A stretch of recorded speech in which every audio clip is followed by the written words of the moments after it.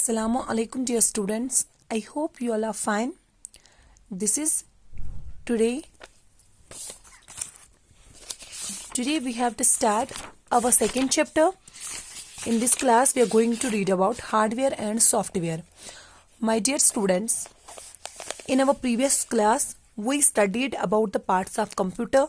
We defined some input devices, some output devices and processing unit and some characteristics or disadvantages of computer. My dear students, today in this class we are going to learn about hardware and software. Dear students, by now you must have understood that a computer is an amazing machine that can do different types of jobs. So my dear students, now you know the computer is an amazing machine that can do different types of jobs. And dear students, it has different parts that work together to form a computer system. जैसे कि आपको मैं एक example दे देती हूँ. Dear students, जैसे कि पता है ना आपको कि कंप्यूटर के लिए हार्डवेयर एंड सॉफ्टवेयर दोनों बहुत ज़रूरी हैं. जैसे इंसान के अंदर रूह होती है, अगर इंसान के अंदर रूह नहीं होती तो दैट मीन्स इंसान जो है वो डेड माना जाता है. अगर उसके जिस्म में से रूह जो है, सोल जो है, आत्मा, वो निकल जाती है तो इंसान को डेड माना जाता है. उसी तरीके से अगर कंप्यूटर के अंदर सॉफ्टवेयर ना हो तो कंप्यूटर भी डेड माना जाएगा. सो दैट मीन्स जितना ज़रूरी हार्डवेयर है उतना ज़रूरी सॉफ्टवेयर भी है. तो my dear students, let me tell you first what are those. Hardware क्या है और सॉफ्टवेयर क्या है. तो डियर स्टूडेंट्स, हार्डवेयर क्या है? Hardware are the physical parts of the computer, यानी कि कंप्यूटर के वो हिस्से विच वी कैन टच, जिनको हम टच कर पाते हैं. Like your keyboard, mouse, CPU, monitor, these are all hardware devices. Okay. And dear students, जो भी अंदर उनके प्रोग्रामिंग होते हैं, यानी कि ऑपरेटिंग सिस्टम होता है या कोई भी सॉफ्टवेयर जिस पे हम काम करते हैं, that is called software. So which we cannot touch but we can see that. Okay. But dear students, अगर वो सॉफ्टवेयर खराब हो जाता है, जैसे कि अगर आपके घर में आपका मोबाइल जो है पानी में चला जाता है, तो पानी में निकालने के बाद आप देख सकते हैं कि उसकी स्क्रीन पे कुछ दिखता ही नहीं है, क्योंकि सॉफ्टवेयर जो है वो खराब हो चुका होता है. तो वो सॉफ्टवेयर खराब होता है, दैट मीन्स कि we can not do the further work on our mobile phone. Same is the case with the computer. Computer का अगर सॉफ्टवेयर खराब हो जाता है तो we can not work with the computer.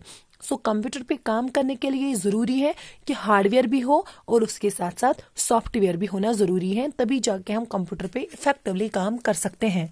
So dear students, अब आपको पता है कि कंप्यूटर सिस्टम जो है ये इसके दो बेसिक पार्ट्स हैं, and those are hardware and software.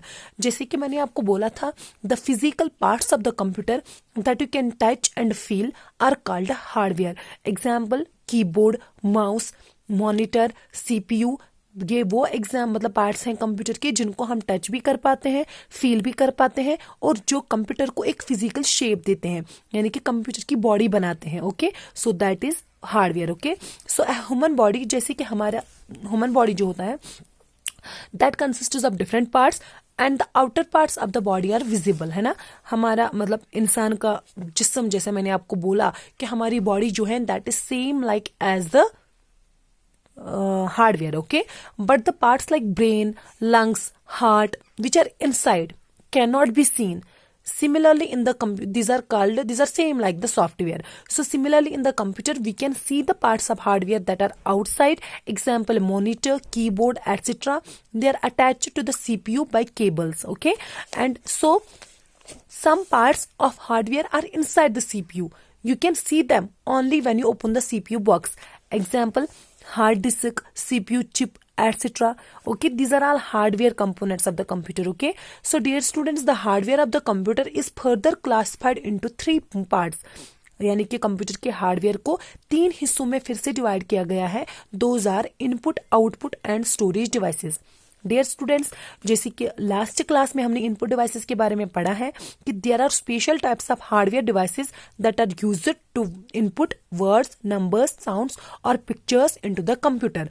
Or we can say those parts of the computer which are used to input data into the computer. And my dear students, I already told you that data and that data which we enter into the computer may be anything, maybe audio, video, sound, words, numbers, anything. Okay, so these are called input devices. Okay, example: keyboard, mouse, joystick, microphone, etc. Dear students, these are all input devices. Here are on your book, here are given some input devices and they are defined here as well, like trackball. It has a ball on its top. To move the pointer on the screen, roll the ball with your finger. इस ball को role करना है तो उसी तरीके से हमारा pointer जो है स्क्रीन पे वो भी मूव करेगा. After that is scanner. A scanner copies a picture और text printed on the paper into the computer. जैसे कि मैंने आपको पहले ही बोला है कि स्कैनर क्या करता है, ये हमारे हार्ड मटेरियल को, यानी कि जो भी प्रिंटेड मटेरियल होगा उसको कंप्यूटर के अंदर जो है फीड करेगा. After that is web camera. It's primarily used to share pictures and have live chat with our friends and relatives using the internet. Web camera से क्या होगा, इंटरनेट यूज करके हम चैट कर सकते हैं अपने फ्रेंड्स रिलेटिव्स के साथ या उनके साथ अपने पिक्चर्स वगैरह, चैट वगैरह, यानी कि पिक्चर्स शेयर कर सकते हैं. After that is microphone. A microphone is used to give our voice and other sounds as input to the computer. Microphone से हम वॉइस वगैरह, अपने साउंड्स वगैरह कंप्यूटर के अंदर इनपुट के मतलब एज ए इनपुट फीड करते हैं.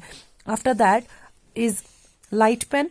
It looks like a pen. You can see it looks like a pen and that can be used on a special pad. Whatever you write on this pad can be seen on the monitor. Okay, after that is joystick. It's used for playing games. It helps us to move the items on the screen. So my dear students, these were all input devices which I defined here. Just what you have to do, you have to learn them.